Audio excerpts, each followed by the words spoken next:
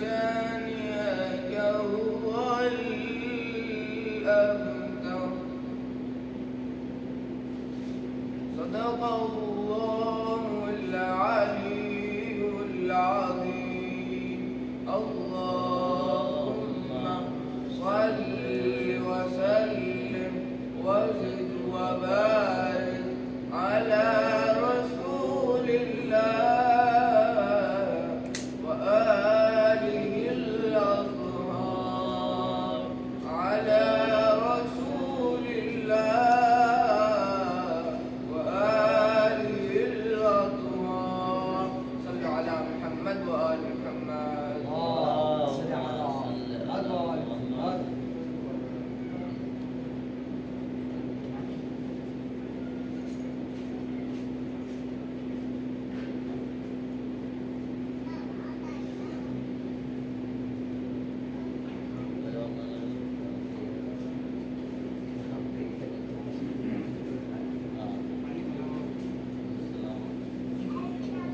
محمد وآل محمد صلوات صل على محمد وآل محمد. فاتحة. بسم الله الرحمن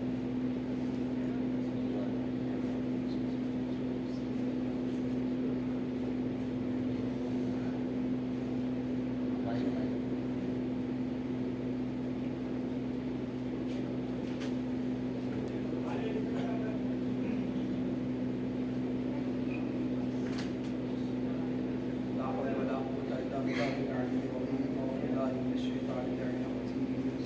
بسم الله الرحمن الرحيم. الحمد لله رب العالمين.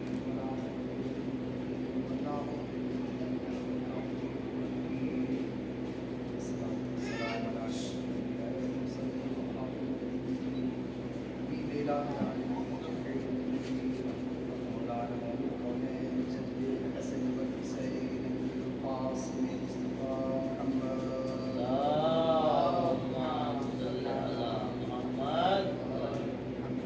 وعلى آل بيته الطيبين الطاهرين المعصومين المنتجبين المنتخبين الميامين ولعنة الله على أعدائهم أجمعين وعاصم المؤمنين وكريم الضعيف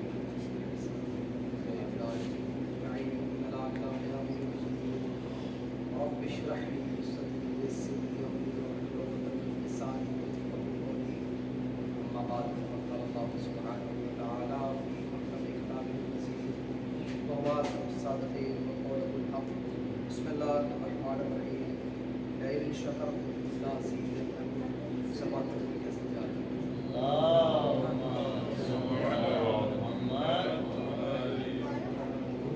قبل اس لیے کہ میں اپنی گفتگو کا آغاز کروں اللہ سے معروضہ ہے کہ رسول الحم اور غلام علی شکرہ بھائی جوال بھائی واحد علی غلام علی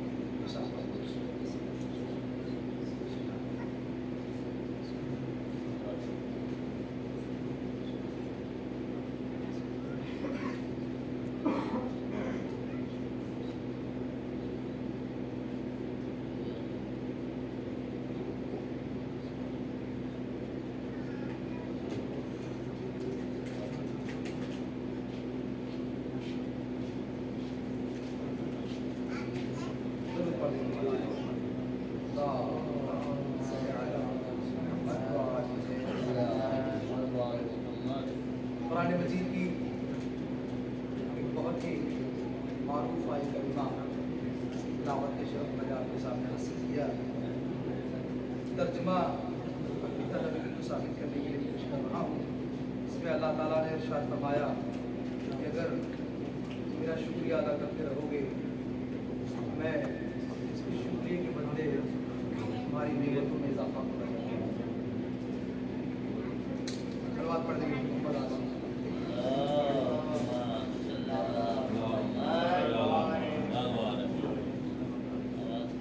جتنا تم میرا شکریہ ادا کرو گے اتنا ہی میں تمہاری نعمتوں میں اضافہ کرتا جاؤں گا. یعنی اگر نعمتوں میں اضافہ کروانا ہے انسان کو اپنی نعمتیں بڑھوانی ہے اسے چاہیے تو اپنے رب کا شکریہ ادا کرتا رہے گا۔ یہ قرآن طلب کر رہا ہے کہ اگر تم چاہتے ہو کہ تمہاری نعمتیں واقعی مقدار میں بڑھتی چلی جائیں اور نعمتوں کا سلسلہ کبھی ٹوٹنے نہ پائے، تمہیں چاہیے کہ تم میرا شکریہ ادا کرو۔ قرآن یوں طلب کر رہا ہے جیسے وہ ہمارے فائدے کی بات کر رہا ہو، جیسے وہ ہمارے لیے بھلائی سوچ رہا ہو، وگرنہ اگر عقائد کی دنیا میں آپ قدم رکھیں گے وہاں یہ اضافہ نعمت کا سوال ہی نہیں اٹھتا، بلکہ وجوب کی بات آ جاتی ہے کہ شکر منعم واجب ہے۔ ایک طرف لطافت قرآن دیکھیں، آپ محبت قرآن دیکھیں، بلاغت قرآن مجید دیکھیں، وہ بات ایسے کر رہا ہے جسے صرف ہمارا فائدہ ہی فائدہ ہے۔ ہم ایک ایسی وادی میں قدم رکھ دیں گے جہاں صرف ہر طرف فائدے ہی فائدے ہیں، سود ہی سود ہے۔ کیوں؟ اگر اللہ قرآن مجید کے اس انداز کو بدلتا جس طرح سے دیگر واجبات ہیں صوم و صلاۃ کی طرح، تو ہمیں شکر منعم بھی ایسے ہی واجب نظر آتا اور ایک ذمہ داری نظر آتی کہ نہیں، نماز پڑھنی ہے تو پڑھنی ہے، روزہ رکھنا ہے تو رکھنا ہے، حج کرنا ہے تو کرنا ہے۔ اللہ نے یہاں پر قرآن مجید میں جب ارشاد فرمایا تو اضافے کی بات کیا۔ اور عزیزان گرامی، اگر آپ اس لفظ پر قدم رکھیں گے اس کی بات میں، اس کی فکر میں، تو بڑی عجیب و غریب قرآن نکل کر آئیں گے۔ یہی تو کمال قرآن ہے کہ بات آسان کرتا ہے مگر گہری کرتا ہے۔ اگر تم میرا شکریہ ادا کرو گے تو میں تمہاری نعمتوں میں اضافہ کروں گا۔ عقائد کی دنیا میں جملے کو دہرا رہا ہوں، جس نے نعمت دیا اس کا شکریہ لازم اور واجب ہے۔ آئیے تھوڑا سا تبصرہ اس بات پر کر لیں، کیا اللہ نے جو ہمیں نعمتیں دی ہیں اس پر شکریہ ممکن ہے بھی یا نہیں؟ سوال کرنے میں محمد علیہ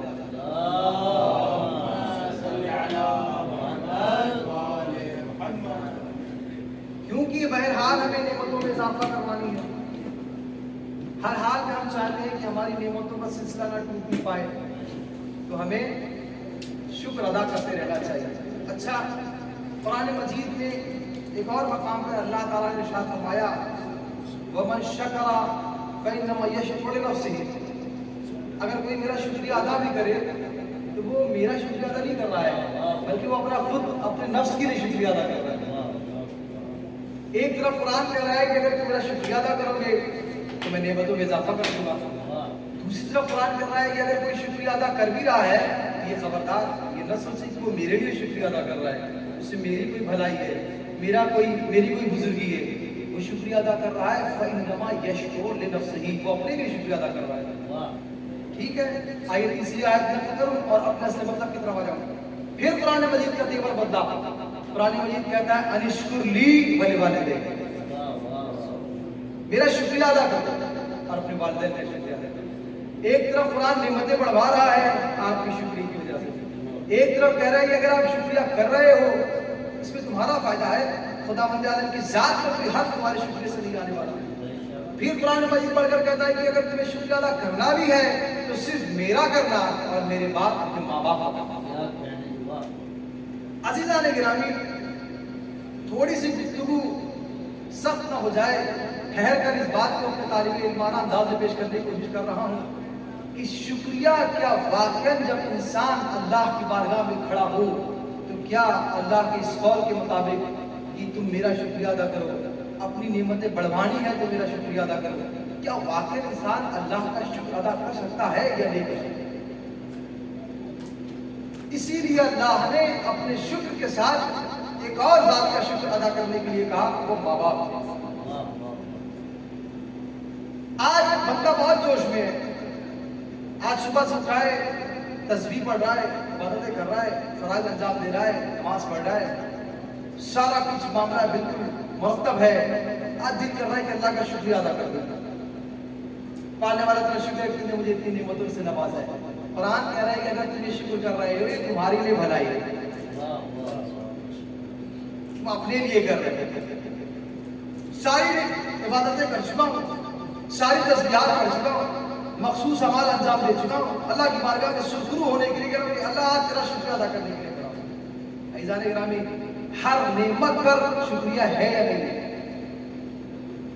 شکر منعم یعنی نعمت دینے والے کا شکریہ ہے۔ اللہ کی بارگاہ میں کھڑا ہو کے پالنے والے، آج میں تیری بارگاہ میں سرخرو ہو کر آیا ہوں اور مغرور فیل کر رہے، احساس کر رہا ہوں کہ آج میں تیرا شکریہ ادا کروں۔ ٹھیک ہے، شکریہ ادا کر میرا۔ پالنے والے، تیرا شکر ہے کہ تُو نے مجھے وہ ساعتیں اور وہ اوقات، وہ لمحات، وہ لحظات عطا کیے کہ میں تیری عبادت کر سکتا ہوں۔ عزیزان گرامی، بہت نازک منصب سے گزارنے کی کوشش کروں گا۔ جو انسان یہ شکر کے لیے الفاظ ادا کر رہا ہے، بول رہا ہے، الفاظ کی نعمت اسے کس نے عطا کی؟ عبادات کر کے آج کھڑا ہے کہ اللہ کی بارگاہ میں اپنی عبادتوں کا شکریہ ادا کروں۔ جب وہ بول رہا ہے، الفاظ ادا کرنے کی طاقت کس نے عطا کی؟ یعنی اس عمل پر جو کر کے آیا ہے، اس پر شکریہ کرنے سے پہلے اس بولنے کی طاقت پر اسے شکریہ ادا کرنا چاہیے۔ ٹھیک ہے، اس نے کہا خداوند عالم، ابھی میں تیری بارگاہ میں اپنی عبادت کا شکریہ ادا کرنے والا ہوں، تو نے مجھے بولنے کی طاقت دی کہ میں شکریہ ادا کروں، لہذا اس پر ایک شکر ہے تیرا۔ ایک قدم اور آگے بڑھ جاؤں۔ جیسے ہی انسان یہ احساس کر لے کہ یہ زبان چلنے کی طاقت، الفاظ ادا کرنے کی طاقت، یہ سب میرے اللہ کی عطا کرتا ہے، اس پر ایک شکریہ بنتا ہے، اس کی ایک نعمت ہے، تو اس زبان کی بناوٹ پر بھی اسے اللہ کا ایک شکریہ ادا کرتا ہے۔ فکر کی سلامتی کا ایک شکریہ ادا کرتا ہے، ذہن کی حاضری کا ایک شکریہ ادا کرتا ہے، حتیٰ کہ جب وہ بول رہا ہے، تو چاہتا ہوں جب وہ بول رہا ہے کہ پالنے والے، تیری ان عبادتوں کا جو تو نے مجھے عطا کیا اس کا شکریہ، تیرے ان انعامات کا جو میں حاصل کر رہا ہوں اس کا شکریہ، میں تیری بارگاہ میں کھڑا ہو کر بول رہا ہوں تیرا شکریہ، میرا ذہن سلامت ہے، تو نے مجھے زبان عطا کیا، الفاظ عطا کیا، ساری نعمتوں کا شکریہ۔ جب وہ بول رہا ہے، اس لحظات میں جو اس کی سانسیں چل رہی ہے، اس پر ایک شکریہ بنتا ہے۔ کیوں؟ اس لیے کہ اگر بولنے کے دوران، کلام کے دوران تقریباً 2 یا 3 سانسیں لے رہا ہے، تو شکریہ اس بات کا ہے کہ وہ سانس جو سینے تک گئی اور سلامت واپس آئی۔ معبود کے لیے شکر کی منزل کتنی نازک ہے، یہ کرم ہے میرے خدا کا۔ اس نے کہا تم جیسا بھی اگر شکر ادا کرو گے تو میں تمہارے درجات کو اور تمہاری نعمتوں میں اضافہ کر دوں گا، میرا کوئی بلا نہیں ہے۔ سوال پڑھ کے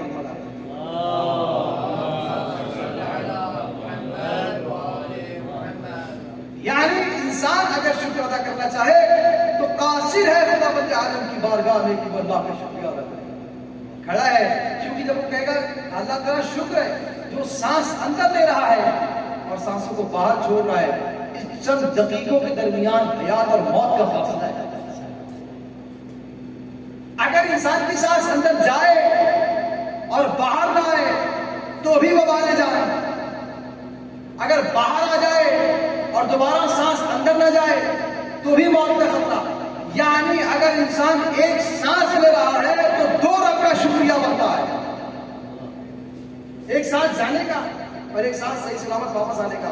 اب آپ کو اندازہ لگانے کہ اللہ کی نعمتوں کا شکریہ ادا کرنا اگر کوئی چاہے تو کیا اس کے لیے ممکن ہے کہ جب بارگاہ خداوندی میں کھڑا ہو جائے تو کہے پالنے والے آج تیرا میں شکر ادا کرنا چاہتا ہوں۔ میں پھر کہہ رہا ہوں، اگر وہ ان سانسوں پر بھی 2 شکریہ ادا کر بھی دے تو بھی اس کو ایک اور شکریہ اس شکر کے بجا لانے پر کرتا ہوگا کہ پالنے والے تو نے مجھے اتنی صلاحیت دی کہ میں تیری بارگاہ میں کھڑا ہو کے تیرا شکر کرتا ہوں۔ جو مہینہ، میں اس لیے اس بات کو اپنے ملحوظ خاطر لے آیا کہ جو مہینہ آپ کے سامنے ہے، اگر آپ ان کے فضائل پڑھیں گے، جہاں تک میں نے مطالعہ کیا تقریباً 157 فضائل جو 1 2 3 کر کے علی باجی کر کے نکالے گئے ہیں، وہ مرتب کرنے کی کوشش کیا تو تقریباً 157 خطبہ شعبانیہ سے لے کر چوتھے امام کی دعا سے لے کر اور ائمہ کی احادیث سے لے کر تقریباً 157 160 فضائل قرآن مجید کے ماہ مبارک رمضان کے نکل کر آتے ہیں۔ رمضان میں ایک اللہ نے جو ہمیں تحفہ عطا کیا، ہزاروں انعامات کے ساتھ ساتھ یہ ہے کہ جب روزہ دار سوتا ہے تو اس کا سونا عبادت ہوتا ہے اور اس کی سانسیں شکر کے طور پر اللہ کی بارگاہ میں شمار ہوتی ہیں۔ یعنی وہ نعمتوں میں ہماری اضافہ کرنا چاہتا ہے، ورنہ اس کی بارگاہ تک آئے تو صحیح۔ سلمان پڑھی مل کے بتا دیں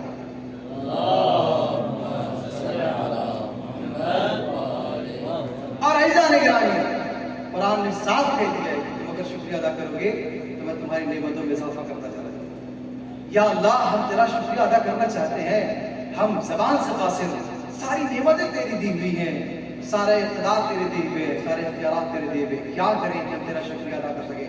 اللہ نے کہا اگر تم میرا شکریہ ادا کرنے پر قاصر ہے، ٹھیک ہے اپنی نعمتوں میں اضافہ کرا لے، ہاں میں نے ایک رب مجازی تجھے دیا ہے، اگر تم میرا شکریہ ادا نہیں کر سکتا تو جا اپنے ماں باپ کا شکریہ ادا کر لے، شاید میں راضی ہے۔ عزیزان گرامی، جناب نوح علیہ السلام کے زمانے سے پہلے جناب موسیٰ علیہ السلام کا زمانہ دیکھیں، سوال پڑھنے میں کہ محمد علیہ محمد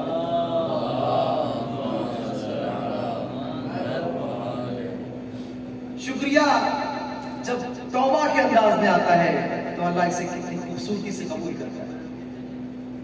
قحط پڑ گیا، اتنا شدید قحط پڑا کہ لوگ اپنے گھروں کے برتن لے کر نبی زمانہ کے سامنے کھڑے ہو گئے، یا نبی اللہ سے دعا کرے کہ اللہ باران رحمت کو نزول کرے تاکہ ہماری زندگی بحال اور خوشحال ہو سکے۔ وقت کے نبی نے اللہ سے پوچھا، ماننے والے تو ان پر اس طرح کا عذاب کیوں کر رہا ہے؟ صاف آواز آئی کہ تمہاری قوم میں ایک گنہگار ہے،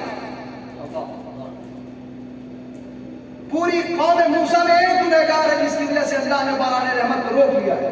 ماننے والے یہ کیسا انصاف ہے؟ ایک گنہگار کی وجہ سے جو سارے مومن بندوں کو، سارے اپنے بندوں کو نعمتوں سے محروم کر رہا ہے۔ اللہ نے کہا اس کا گناہ، اس کا جرم اتنا بڑا ہے جس کا اثر پوری امت پر پڑتا ہے۔ اچھا تو اس کا کیا حال ہے؟ کیا اسے چاہیے کہ وہ توبہ کر لے؟ میں اس کی توبہ کو قبول کر لوں گا، اس لیے کہ میں تواب الرحیم، اس کی توبہ کو قبول کر لوں گا، رحمت نازل ہونا شروع ہو جائے گی۔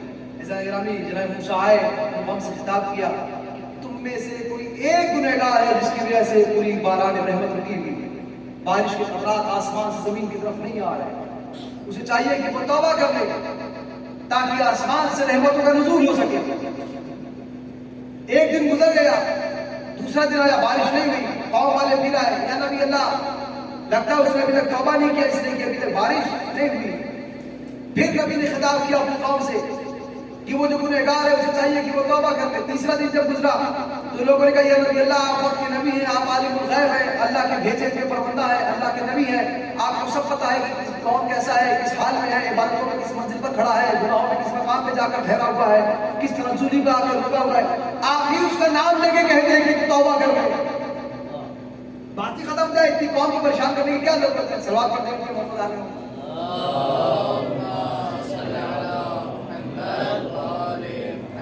آپ اس کا نام لے کے کہتے ہیں کہ بھائی تو توبہ کر لے، تیری وجہ سے بارش ہوئی تھی، معاملہ ہی ختم ہو جائے گا۔ پالنے والے سے بھی پالنے والے مجھے تو پتا ہے کہ اس میں گنہگار کون ہے، تو بتا دے۔ خدا نے کہا میں اپنے بندے کو کبھی رسوا و ذلیل نہیں کرتا، میرا گنہگار ہے، اپنی مرضی سے توبہ کرے گا، رحمتوں کا نزول کر دوں۔ پھر آئے، خطاب کیا، ضد کے بعد آپ جانتے ہیں سارے علماء ہیں کہ تاریخ آدمیت میں سب سے ضدی قوم اگر کوئی گزری ہے تو بنی اسرائیل کی قوم ہے۔ اب اس کی ضد کے لیے ایک جملہ ہی کافی ہے، اتنے ضدی تھے وہ کہنے لگے جب تک خدا کو دیکھیں گے نہیں مانیں گے۔ کہا کہ پالنے والے اب جب ضد بڑھی تو کہا کہ آپ اس کا نام بتائیے۔ ضد قوم تھے، اپنے نبی سے ضد کرنے کا اس کا نام بتائیے کہ ہم اس کے اوپر دباؤ ڈالیں کہ توبہ کر لیں، ہمارا بھلا ہو سکے۔ جا کے ضد کیا، جب موسیٰ علیہ السلام نے اللہ سے پالنے والے تو اس کی نشاندہی کرے تاکہ میں خود جا کے اس سے کہہ دوں کہ جو ہے وہ تو توبہ کر لے۔ اور آپ نے کہا ٹھیک ہے، کل کی جو نشست ہوگی میں اس میں اس کا نام بتا دوں۔ جناب موسیٰ علیہ السلام نے سب کو جمع کیا، تاریخ کے اندر ابواب ہے، جو میں سمجھا ہوں یہ کہ ایک میدان میں جس کے سارے لوگ جمع ہوئے، آج بارش کا نزول ہوگا، جناب موسیٰ اس کا نام بتائیں گے، وہ توبہ کرے گا اور نزول ہونے لگے ہمارے۔ تاریخ کہتے ہیں کہ مجمع لگ گیا، اب وہ توبہ کرے گا۔ شکر سے توبہ کی طرف لے کر آنے کی کوشش کر رہا ہوں۔ آپ دیکھیں کہ اللہ کس طرح سے انسان کی ایک ایک عبادتوں کو، بہت معمولی عبادتوں کو اللہ قبول کر لیتا ہے۔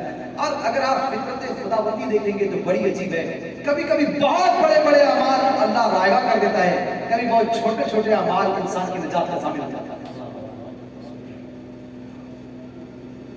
آج میں بتاؤں گا کہ وہ کون ہے جس کی وجہ سے بارش رکی ہوئی ہے۔ سارا مجمع اس انتظار میں کہ وقت کا نبی بتائے گا تاکہ ہم اسے اپنے قوم سے الگ کر دیں، اسے توبہ پر اس کا اصرار کریں تاکہ اللہ رحمت کا نزول کر سکے۔ مجملہ کیا؟ اب جو گنہگار تھا وہ تو جانتا تھا کہ میں گنہگار ہوں، میری وجہ سے بارش ہوگی، ہر کوئی اپنے نفس کا محاسبہ کر رہا ہے، لیکن جو زیادہ گنہگار تو اسے احساس ہوا کہ میری وجہ سے شاید بارش ہوگی۔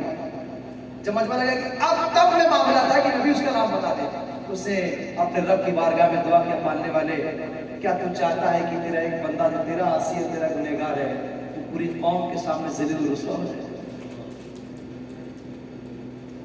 خدایا اس سے پہلے کہ وقت کا نبی میرا نام لے، میرے گناہوں کو معاف کر۔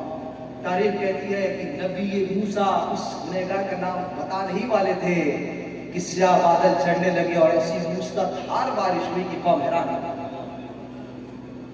سوال پھر اٹھ گیا، نبی اللہ آپ نے اس کا نام تو بتایا ہی نہیں، باران رحمت کے لیے اب رہائے باران واپس آ گئے، بارش ہونے لگی، یہ کیا ہوا؟ کیا اس نے توبہ کر لیا؟ بے شک اس نے توبہ کر لیا، اسی لیے تو اللہ نے رحمت کا رسول کیا۔ قوم جمع کرنے لگی، یا نبی اللہ اب تو بتا دیں کہ وہ کون تھا جس کی وجہ سے بارش رکی ہوئی تھی۔ وقت کے نبی نے اللہ سے پوچھا کہ پالنے والے جس کی وجہ سے بارش رکی تھی، ہم بھی تو دیکھیں وہ کون گنہگار تھا جس نے اتنی بڑی رحمتوں کو روک رکھا تھا؟ تو مزاج خدا بندی نے اپنے انداز میں جھوٹ کہا کہ موسیٰ کیسی بات کر رہے ہو، جب وہ گنہگار تھا تب تو میں نے تمہیں بتایا ہی نہیں، اب اسے توبہ کر لیا تو اس کی عزت نیلام کروں گا۔ عزت و احترام خدا اپنے بندوں کا کتنا کر رہا ہے، بس ایک مرتبہ بندہ اس کی بارگاہ میں آ کے سر جھکا کے کھڑا تو ہو جائے۔ بہترین موقع دیا اللہ نے ہمیں رمضان کا، رمضان المبارک کا، کہ میرے بندے آ، اگر میں عام مہینوں میں تیری دعا قبول نہیں کر رہا تھا تیری گناہوں کی وجہ سے، ماہ سیام میں نے تجھے دیا ہے۔ رسول فرماتے ہیں کہ بہترین ساعات، بہترین لحظات، بہترین ایام، بہترین راتیں اگر کسی کے ماہ مبارک رمضان کی، صلوات پڑھتے ہیں مل کے محمد علیہ۔ بس جانے کے لیے میں نے اپنی گفتگو کو تمام کیا، میرا وقت مکمل ہو گیا۔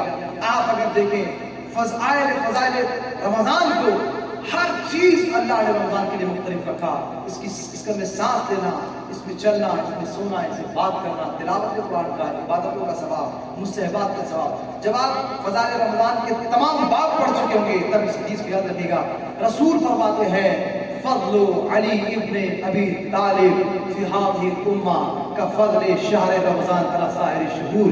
جب آپ فضائل رمضان پڑھیے گا اس بات یاد رکھیے گا، رسول فرماتے ہیں کہ جیسے علی کے فضائل، علی کے کمال، علی کا مرتبہ اس امت میں ویسے ہی ہے جیسے رمضان کا سارے مہینوں میں۔ اللہ عزیزان گرامی، اگر کسی کو رمضان سمجھ آ جائے گا تو شاید علی کے فضائل کا ایک باب اسے سمجھ آ جائے گا۔ صلوات پڑھیں مل کے، عظمت آ گئی۔ بس عزیزان گرامی میرا وقت مکمل ہو گیا۔ آپ دیکھیں روزے کی صعوبتیں اللہ نے آپ کو جو دی ہے وہ اس لیے دیا ہے تاکہ انسان پاک و صاف ہو جائے، مخلص ہو جائے، انسان طیب و طاہر ہو جائے، انسان کی قلوب اور نفس منور ہو جائے۔ عزیزان گرامی روزے میں اللہ نے احساس اس لیے دلایا تاکہ آپ اپنے جسم کا زکات دیں، اور جب بھی آپ مسلسل ان عبارات پر آپ کی نظر ہے، بھوک اور پیاس اللہ نے اس لیے رکھا تاکہ حدیثوں میں وارد ہوا ہے کہ تاکہ امیر اور غریب کو اللہ برابر کر سکے، اور جب بھوک اور پیاس کا احساس ہو تو اس سے بہتر یاد کوئی نہیں ہے کہ جب بھی آپ کو بھوک کا احساس ہو، جب بھی آپ کو پیاس کا احساس ہو تو بہترین احساس کربلا ہے۔ فکر کی لڑائی وقت نہیں ہے ورنہ پیش کرتا۔ اگر آپ کو یہ پتہ ہو جائے کہ میں جس کمرے میں بند ہوں اس کا دروازہ کس نے بند کیا ہے اور وہ کب کھلے گا، تو آج چند لمحوں میں آپ پریشان ہو جائیں گے اور آپ کا دم گھٹنے لگے، اس لیے کہ آپ کو علم نہیں ہے کہ آپ کا دروازہ کب کھلنے والا ہے۔ لیکن اگر آپ سے شرط لگ جائے، آپ سے چیلنج لگ جائے کہ میں آپ کو اتنے دن تک کمرے میں بند کر دوں گا، تو ممکن ہے کہ آپ کا ایک ہفتہ، 2 ہفتہ، 1 مہینہ بھی گزار، اس لیے کہ آپ کو اطمینان ہے کہ مدت کے بعد دروازہ کھل جائے گا۔ عزیزان گرامی احساس کر چکا ہے، ہم کو پتا ہوتا ہے کہ ہم صحت اٹھ کے کھائیں گے، دن بھر بھوکے پیاسے رہیں گے، لیکن ایک وقت ایسا آئے گا جب ہمیں پانی بھی مل جائے گا، ہمیں کھانا بھی مل جائے گا اور ہمارا روزہ کھل جائے گا۔ یہ اطمینان کہیں نہ کہیں سے ہمیں تسلی دیتا رہتا ہے کہ ٹھہر جا، چند لمحوں کے بعد تجھے بھوک اور پیاس تیری ختم ہو جائے گی۔ لیکن عزیزان گرامی اس وقت پیاس کی شدت اور بڑھ جاتی ہے جب آپ کو اندازہ نہ ہو کہ آپ کو پانی کب ملے گا، آپ کو کھانا کب ملے گا۔ بھوک اور پیاس کو احساس کرتے وقت کربلا والوں کو فراموش نہیں کرنا، اس لیے کہ ہمارا ہماری بھوک و پیاس ہمیں یقین ہے کہ ایک وقت معین پر آ کے ختم ہو جائے گی، لیکن کربلا والوں کو معلوم نہ تھا کہ ان کی پیاس اور بھوک کب ختم ہو جائے گی۔ اللہ عجیب مرحلہ فکر ہے۔ بس دو جملے اس احساس کے پڑھ کے گفتگو کو تمام کر دوں گا۔ پانی، بھوک، اس کی صدا جو سب سے زیادہ دل کو توڑ دینے والی تھی وہ میدان کربلا میں تھی۔ ایک صدائے لتش نے کسی جہنمی کو جنتی بنا دیا۔ یہی صدائے لتش تھی کہ جس نے حسین کے برابر کے بھائی کو فرات تک پہنچا دیا۔ عزیزان گرامی، ایک اتنا احساس رکھوں گا، بس میری مجلس مکمل ہوگی، میری نوکری مکمل ہوگی، وہ یہ ہے کہ جب بھی روایت وارد ہوا ہے جب بھی پانی پئیں تو حسین کی پیاس کو یاد کرے۔ خود مولا حسین نے یہ احساس دلایا کہ میرے شیعوں جب بھی ٹھنڈا پانی پینا، میٹھا پانی پینا، میری پیاس کو یاد کرنا۔ عزیزان گرامی، جب پانی پینا تو حسین کی پیاس کو یاد کرنا، لیکن اگر دن میں کسی وقت بھی پیاس کا احساس ہو، پانی دیکھ کر بھی آپ پانی نہ پی سکیں تو اس وقت حسین کے بھائی عباس کو یاد کر لینا، اس لیے کہ پانی پیتے وقت حسین کو یاد کرنا ہے، پانی دیکھ کر نہ پیتے وقت عباس کو یاد کرنا ہے۔ اس لیے کہ لشکر حسینی میں اگر معصومین کے بعد سب سے بڑا ثابت کوئی ہے تو وہ غازی عباس ہے، اس لیے کہ پانی ہاتھ میں ہے لیکن پیتا نہیں ہے۔ بچوں کے بھوکے پیاسے چہرے نگاہوں کے سامنے پھرتے ہیں کہ اگر عباس نے پانی پی لیا تو میں سکینہ کو کیا جواب دوں گا۔ عزیزان گرامی، ایک فطرہ احساس کا اور کہہ دوں، آپ نے سر جھکا لیا، مجلس مکمل ہو گئی۔ تاریخی جملہ وہ یہ ہے کہ جب کہیں سے شام غریبہ پانی آ بھی گیا، کھانا آ بھی گیا، تو سب سے پہلے بی بی زینب نے لا کر سکینہ کے سامنے پانی اور کھانا رکھا۔ پوچھا بی بی نے کہ اماں یہ پانی مجھے کیوں دے رہی ہے، یہ کھانا مجھے کیوں دے رہی ہے؟ روزداروں احساس کا جملہ ہے، آپ روزدار ہیں، اس جملے کو محسوس کریے گا۔